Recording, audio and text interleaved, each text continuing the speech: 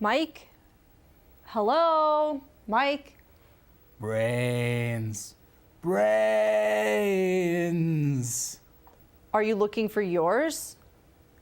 Because I'm afraid you lost it a long time ago. Hey, I was just trying to set the mood here. Well, go ahead. Brains. Nah, see, you ruined it. And it's a shame, too. I had something really special lined up for us tonight. I'm dying from anticipation. Would you just tell me what we're watching? Well, last time we watched silent films, and we got a good look at the first time one of the most famous movie monsters was ever seen on film, Dracula. Yeah, classic. One of my favorite monsters, right along with Frankenstein, mummies, and the Wolfman. All classic monsters. Stories of vampires have been around for thousands of years, even werewolves, ghosts, demons. But there is one classic monster who's still all the rage in movies and TV shows. One who's only been scaring the kiddies for less than half a century. I'm talking, of course, about zombies. Yes, I love zombies. Of course you love zombies. Everybody loves zombies. What's not to love? So, what do you mean zombies have only been around for 50 years? I could have sworn they were older than that. Well, can you describe a zombie for our viewers out there? Well, sure, they're dead bodies who've come back to life. Well, not life, they're still dead. They walk around aimlessly, searching for living bodies to feast upon. They're unrelenting and don't feel pain. The only way to kill them is to shoot them in the head. Yeah, I think you've hit the nail on the head there when you're talking about the modern perception of a zombie. But the idea of the mindless, flesh-feasting fiends wasn't always the first thought that ran through people's minds when they heard the word zombie. All right, I'm ready to be enlightened.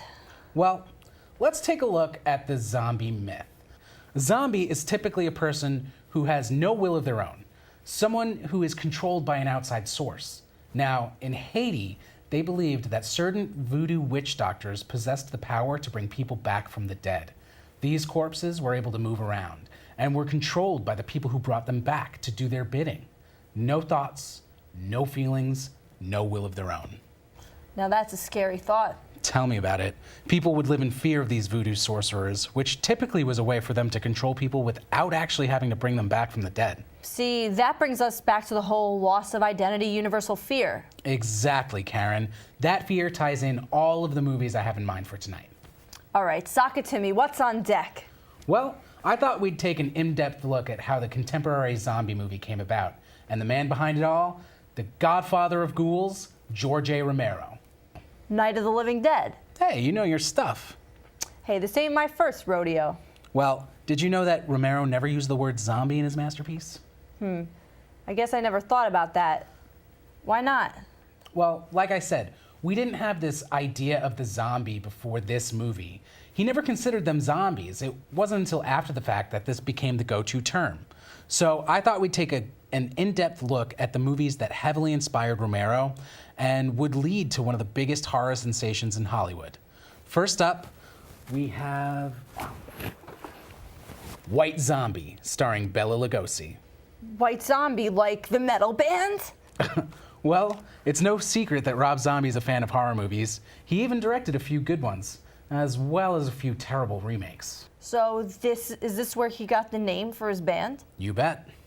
All right, well, it must be pretty good. What's it about? All right, this is a great film. It takes a really good look at the Haitian zombie myth. A young couple's wedding night is cut short when the bride dies tragically and under mysterious circumstances. But when her body goes missing from the tomb, local legends become horrifying reality. Ooh, it sounds creepy. I think I'm ready. All right, and for your viewers at home, feast your zombie eyes on this.